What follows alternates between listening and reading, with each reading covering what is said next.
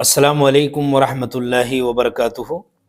الحمدللہ الصلاۃ والسلام علی رسول اللہ وعلی آلہ واصحابہ اجمعین۔ اعوذ باللہ من الشیطان الرجیم، بسم اللہ الرحمن الرحیم۔ کل جو سوال دیا گیا تھا اس سوال کے جواب میں سورہ اعراف کی آیت نمبر 194 کو پیش کیا گیا ہے۔ دراصل 10 آیتیں آپ کے لیے دی گئی تھی، آپ نے 10 آیتوں کا مطالعہ کیا، آپ لوگوں نے پڑھا۔ اللہ رب العالمین نے سورہ اعراف کی آیت نمبر 191 سے لے کے 198 تک جو چیزیں بتائی ہیں، ان میں 191 ہم دیکھتے ہیں۔ اللہ تعالیٰ نے فرمایا اعوذ باللہ من الشیطان الرجیم، بسم اللہ الرحمن الرحیم، ایشرکون ما لا یخلق شیئا وهم یخلقون، کیا وہ ان کو اللہ کے شریک ٹھہراتے ہیں جو کوئی چیز بھی پیدا نہیں کرتے جبکہ وہ تو خود پیدا کیے جاتے ہیں۔ اس کے بعد اللہ رب العالمین نے فرمایا کہ وَلَا يَسْتَطِيعُونَ لَهُمْ نَصْرًا وَلَا أَنفُسَهُمْ يَنْصُرُونَ، اور وہ ان کی مدد کرنے کی طاقت نہیں رکھتے اور نہ اپنی مدد ہی کر سکتے ہیں۔ دیکھیے آپ، اللہ رب العالمین نے کتنے پیارے انداز میں مشرکین کو سمجھایا ہے۔ جو مشرک لوگ ہیں، جو اللہ کا شریک ٹھہراتے ہیں، جو اللہ رب العالمین کو چھوڑ کر غیر اللہ سے مدد مانگتے ہیں، غیر اللہ سے اپنی مرادیں مانگتے ہیں، غیر اللہ کے سامنے اپنے معاملات کو رکھتے ہیں، غیر اللہ سے اس طرح مدد کرتے ہیں، اس طرح محبت کرتے ہیں جس طرح اللہ سے کرنی چاہیے، غیر اللہ سے اس طرح ڈرتے ہیں جیسے اللہ سے ڈرنا چاہیے۔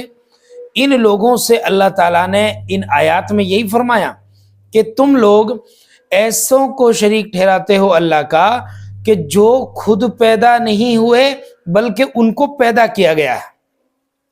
وہ تمہاری مدد نہیں کر سکتے بلکہ تم خود دیکھو گے کہ وہ اپنی مدد کے محتاج ہیں۔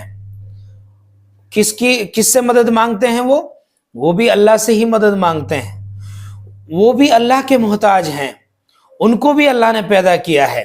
آگے دیکھیں اللہ نے کیا فرمایا، وَإِن تَدْعُوهُمْ إِلَى الْهُدَى لَا يَتَّبِعُوكُمْ سَوَاءٌ عَلَيْكُمْ أَدْعَوْتُمُوهُمْ أَمْ أَنْتُمْ صَامِتُونَ، کیا فرمایا کہ اور اگر تم انہیں ہدایت کی طرف بلاؤ تو وہ تمہاری پیروی نہیں کریں گے، تمہارے لیے برابر ہے کہ تم انہیں ہدایت کی طرف بلاؤ یا خاموش ہو کر رہو۔ ان الذین تدعون من دون اللہ عباد امثالکم فادعوہم فلیستجیبوا لکم ان کنتم صادقین، اور اے مشرکو، بے شک وہ لوگ جنہیں تم اللہ کے سوا پکارتے ہو وہ تم ہی جیسے بندے ہیں۔ کیا کہہ رہا اللہ تعالیٰ کہ اے وہ لوگو جو شرک کرتے ہو، جن کو تم پکارتے ہو وہ تم ہی جیسے بندے ہیں اللہ کے، جیسے تم اللہ کے بندے ہو ایسے ہی وہ بھی اللہ کے بندے ہیں۔ عباد امثالکم، تمہاری طرح ہے وہ، جیسے تم اللہ کے بندے ہو ایسے ہی وہ اللہ کے بندے ہیں۔ دیکھ رہے ہو آپ، بہت سارے لوگ کیا کہتے ہیں؟ بہت سارے لوگ کہتے ہیں دیکھو جی یہ جو آیات ہیں یہ تو پتھروں کے لیے ہیں، پیڑوں کے لیے ہیں، درختوں کے لیے ہیں، سورج اور چاند کے لیے ہیں، پانی کے لیے ہے، آگ کے لیے ہے، اور جو ہے اور دیگر دھاتوں کو جنہوں نے ان کو معبود بنا رکھا ہے، جن چیزوں کو انہوں نے معبود بنا رکھا ہے، یعنی یہ چیزیں تو الگ ہیں۔ مگر یہاں دیکھو اللہ کیا کہہ رہا ہے کہ تم جیسے انسان ہے وہ۔ سمجھ میں آ رہی ہے بات کیا کہنا چاہتے ہیں؟ آج لوگوں نے قبروں پر جانا شروع کر دیا، قبروں پر چادریں چڑھاتے ہیں، قبروں پر پھول ڈالتے ہیں، قبروں پر میلہ ٹھیلا لگاتے ہیں، مزاروں پر جاتے ہیں، اور دور دور سے آتے ہیں، سفر کرتے ہیں زائرین حضرات جو وہاں آ کے زیارت کرتے ہیں۔ حالانکہ آپ کو میں بتا دوں، رسول اکرم صلی اللہ علیہ وسلم نے فرمایا کہ ثواب کی نیت سے 3 مقامات کے علاوہ کسی اور جگہ نہیں جانا چاہیے۔ زیارت کرنے کے لیے ثواب کی نیت سے اللہ کو خوش کرنے کے لیے آدمی 3 مقامات کے سفر کر سکتا ہے. ایک تو بیت اللہ، اللہ کا گھر یعنی خانہ کعبہ یعنی کہ مکہ مکرمہ، جہاں حج کرتے ہیں، جہاں طواف کرتے ہیں، جہاں عمرہ کرتے ہیں جی. اور اسی طریقے سے مسجد نبوی مدینہ میں موجود ہے، رسول اکرم صلی اللہ علیہ وسلم کی پیاری مسجد. اور اسی طریقے سے تیسری جگہ ہے مسجد اقصی، جس کا ذکر اللہ رب العالمین نے قرآن میں 15ویں پارے کی سب سے پہلی آیت میں کیا. سبحان الذی اسری بعبدہ لیلا من المسجد الحرام الی المسجد الاقصی. اب یہاں پر آپ یہ سوچیں کہ یہ لوگ دور دور سے آتے ہیں، باقاعدہ ان قبر والوں کے پاس آ کے اپنی منتیں رکھتے ہیں، اپنی مرادیں رکھتے ہیں، اپنی جو ہے دعائیں ان کے سامنے رکھتے ہیں. حالانکہ اس مزار والے نے نہیں کہا کہ تم ہمارے پاس آنا، ہم سے دعا مانگنا، ہم تمہاری دعا کو پہنچائیں گے. وہ بات یاد آئی جس میں کہ جب ان سے کہا جاتا کہ تم یار ان کی عبادت کیوں کرتے ہو، یہ جو تم سجدہ کرتے ہو ان کے پاس آ کے، تم سجدہ کیوں کرتے ہو؟ تو یہ کہتے ہیں کہ نہیں ہم تھوڑی عبادت کرتے ہیں، یہ ہمارا جو سجدہ ہوتا ہے یہ تعظیمی سجدہ ہوتا ہے، عبادت کا نہیں ہوتا. پہلی بات تو یہ سمجھ لیں کہ تعظیمی ہو یا عبادت کا ہو، کوئی سا بھی سجدہ غیر اللہ کے لیے کرنا جائز نہیں. آپ کو معلوم ہے کہ یہ آئیں گے یہاں پہ باقاعدہ سجدہ کریں گے، باقاعدہ جھکیں گے، باقاعدہ ہاتھ اٹھا کے ان سے دعا مانگیں گے کہ اے فلاں ہماری اس دعا کو اللہ تک پہنچا دو. جب کفار سے کہا جاتا کہ تم ایسا کیوں کرتے ہو تو کیا کہتے تھے؟ ما نعبدہم، ہم ان کی عبادت تھوڑی کرتے ہیں. کیا کہتے تھے؟ ہم ان کی عبادت نہیں کرتے، الا لیقربونا الی اللہ زلفی، ہم تو ان کو اس لیے آتے ہیں ان کے پاس تاکہ یہ ہمیں اللہ کے قریب کر دیں، تاکہ یہ ہمیں اللہ کے قریب کر دیں. آج کے مسلمانوں سے پوچھو بھئی تم قبر پہ کیوں جاتے ہو، کیوں چادر چڑھاتے ہو، کیوں منتیں مانگتے ہو، کیوں دھاگا باندھتے ہو، اور کیوں جو ہے وہاں جا کے سجدہ کرتے ہو، کیوں وہاں میلہ ٹھیلا لگاتے ہو؟ تو کیا کہتے ہیں؟ نہیں ہم عبادت نہیں کرتے. دیکھو ان کا جملہ اور ان کا جملہ برابر ہے. نہیں ہم عبادت نہیں کرتے ان کی. کیا کرتے ہو؟ ہمیں تو یہ اللہ کے قریب کر دیں گے، یہ اللہ کے نیک بندے ہیں، یہ اولیاء کرام ہیں، جب ہم ان کے سامنے اپنی بات رکھتے ہیں تو یہ ہماری سفارش کریں گے. بتاؤ ان کی بات میں اور ان کی بات میں کوئی فرق ہے؟ کچھ فرق نہیں ہے.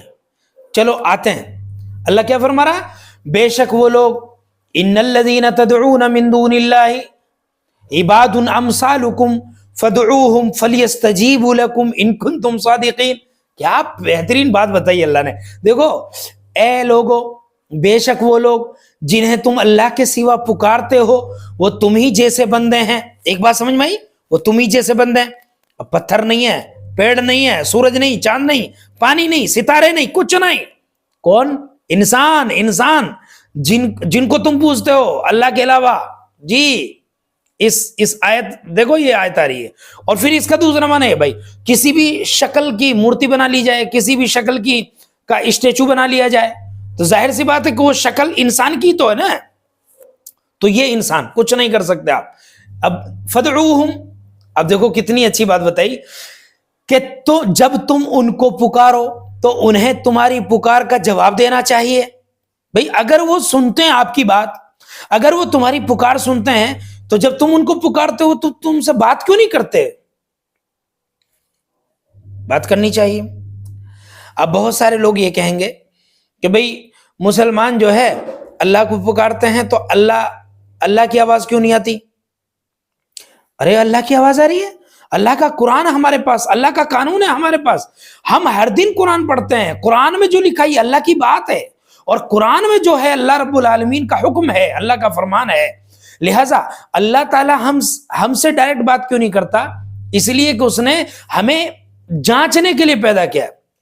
الذی خلق الموت والحیات لیبلوکم ایکم احسن عملا، وہی ہے وہ ذات جس نے موت اور زندگی کو پیدا کیا تاکہ وہ تمہیں آزمائے کہ کون سب سے اچھا عمل کرتا ہے. تو اگر ڈائریکٹ ہم سے اللہ کہے گا تو پھر جانچنا کہاں ہوا، امتحان کہاں ہے؟ نہیں، اللہ کو بغیر دیکھے ایمان لانا، یہ ہے اصل ایمان جی۔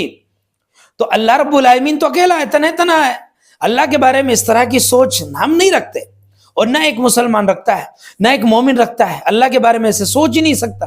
اللہ تو الٹا سمجھا رہا ہے کہ اے لوگوں، میرے علاوہ کسی کو نہ پوجنا، میرے علاوہ کسی کی پوجا نہ کرنا، میرے علاوہ کسی کی اپاسنا نہیں، میرے علاوہ کسی کے سامنے یہ پیشانی نہیں ٹکنی چاہیے۔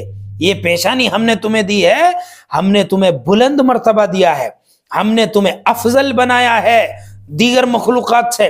دیگر مخلوق کو اگر ہم دیکھیں، جانور، چوپائے، درندے، پرندے، یہ سب جھک کے رہتے ہیں، جھک کے چلتے ہیں، یعنی کہ جانوروں کو دیکھ لو، چار پائے چلتے ہیں، اور انسان بالکل کھڑا ہو کے چلتا ہے۔ اور اللہ تعالیٰ نے پیشانی اوپر رکھی ہے جی، کیوں؟ اللہ دیکھو، اللہ رب العالمین نے کتنے اچھے طریقے سے انسان کی شکل و صورت بنائی کہ نہیں بنائی؟ 2 آنکھوں کا فاصلہ، ناک میں 2 نتھنے، 2 سوراخ، ان کا فاصلہ، ہونٹوں کا فاصلہ، دانتوں کا فاصلہ۔ اگر ایسا ہوتا کہ یہ ناک یہاں لگا دی جاتی پیچھے، منہ یہیں رہتا، اب کھانا کھا رہے ہو، اب کھانا سڑا ہے، گلا ہے، بھوسا ہے، بدبو آ رہی ہے، خوشبو آ رہی ہے، کیسے پتہ چلے گا؟ ناک سے تو پتہ چلتا ہے۔ دیکھو اللہ نے ہماری کتنی حفاظت، دیکھو اللہ تعالیٰ نے ہماری شکل و صورت کتنی پیاری بنائی کہ کھانا یہاں لاؤ گے تو تمہاری ناک کہے گی اس کو مت کھاؤ، بھوسا ہوا ہے، خراب ہے، بدبو آ رہی ہے، ہم جو ہے چھوڑ دیتے ہیں اس کو۔ لیکن اگر یہی ناک یہاں ہوتی تو کیسا لگتا؟ امیجنگ کرو تھوڑی دیر، یہ یہاں ہوتی، یوں لیتے، ہاں بھائی، ہاں بھوسا تو نہیں ہے، چلو ٹھیک کھاؤ، یوں چیک کرتے پھر لاتے، عجیب لگتا بالکل۔ اللہ نے کہا لقد خلقنا الانسان فی احسن تقویم، ہم نے انسان کو بہترین صورت میں پیدا کیا۔ جب انسان کو اللہ نے بہترین صورت میں پیدا کیا تو پھر انسان اللہ کو چھوڑ کر کیوں جھکتا ہے دوسروں کے سامنے؟ اللہ نے فرمایا نا الیس اللہ بکاف عبدہ، کیا اللہ اپنے بندے کے لیے کافی نہیں ہے؟ یہ لوگ کیا کہتے ہیں، نہیں، اللہ کے ساتھ ہم دوسروں کو بھی مانگیں گے، دوسروں سے بھی مانگیں گے، دوسروں کو بھی پکاریں گے۔ اللہ کہہ رہا ہے کیا اپنے بندے کے لیے اللہ کافی نہیں ہے؟ ہم کہیں گے اللہ کیوں نہیں، اللہ تو ہی کافی ہے، ہم تیرے ساتھ کسی کو شریک نہیں ٹھہراتے۔ اور اللہ تعالیٰ نے آگے فرمایا کہ ان کنتم صادقین، بھائی جب تم ان کو پکارتے ہو تو جواب دینا چاہیے، اگر تم سچے ہو تو جواب آنا چاہیے۔ بہرحال ان تمام آیتوں میں جو ہے پھر آگے ایک بات اور کہہ کے اپنی بات پوری کرتے ہیں، الہم ارجل یمشون بہا ام لہم ایدی یبطشون بہا ام لہم اعین یبصرون بہا ام لہم آذان یسمعون بہا۔ آگے فرمایا قل ادعوا شرکاءکم ثم کیدونی فلا تنظرون۔ کیا فرمایا؟ کیا ان کے معبودوں کے ایسے پاؤں ہیں کہ وہ ان سے چلتے ہوں؟ کیا ان کے ایسے ہاتھ ہیں کہ وہ ان سے پکڑتے ہوں؟ کیا ان کی ایسی آنکھیں ہیں کہ وہ ان سے دیکھتے ہوں؟ کیا ان کے ایسے کان ہیں کہ وہ ان سے سنتے ہوں؟ کہہ دیجئے تم اپنے شریکوں کو بلاؤ، پھر تم میرے خلاف جو چاہو تدبیر کرو، پھر مجھے مہلت نہ دو، پھر دیکھو وہ میرا کیا بگاڑتے ہیں۔ اللہ کا کوئی کچھ بگاڑ سکتا ہے؟ نہیں بگاڑ سکتے۔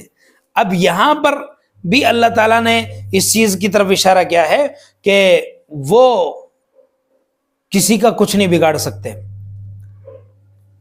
تو ہم بھائی اللہ کو پکاریں، اللہ ہی کے بن کے رہیں، اللہ کی قدر کریں جیسے قدر کرنی چاہیے۔ اللہ رب العالمین ہمارا معبود ہے، اس کو کسی نے جو ہے ہم اس کو نہیں دیکھ سکتے، اور ہم دنیا کی آنکھ سے اس کو نہیں دیکھ سکتے، مرنے کے بعد ہم انشاءاللہ دیکھیں گے، جنتی سب جنتی اللہ کو دیکھیں گے۔ اور اللہ تعالیٰ کی توحید میں شرک نہ کرو، اللہ کی توحید کو اخلاص کے ساتھ مانو۔ اللہ رب العالمین جو ہے اپنے موحد بندے کو بہت پسند فرماتا ہے۔ تو بہرحال ان تمام باتوں کا خلاصہ یہی نکلا کہ ہم اللہ کو چھوڑ کر غیر کے در پہ نہ جائیں، غیر اللہ کو نہ پکاریں، جو کچھ بھی مانگنا ہے اللہ سے مانگیں، اللہ کی توحید کو سمجھیں، اللہ کی وحدانیت، اللہ کی ربوبیت، اللہ کی الوہیت، اللہ کے اسماء و صفات، ان تمام چیزوں کو سمجھیں ہم۔ اللہ تعالیٰ اللہ رب العالمین ہمیں سمجھنے کی اور عمل کرنے کی توفیق عطا فرمائے۔ السلام علیکم ورحمۃ اللہ وبرکاتہ۔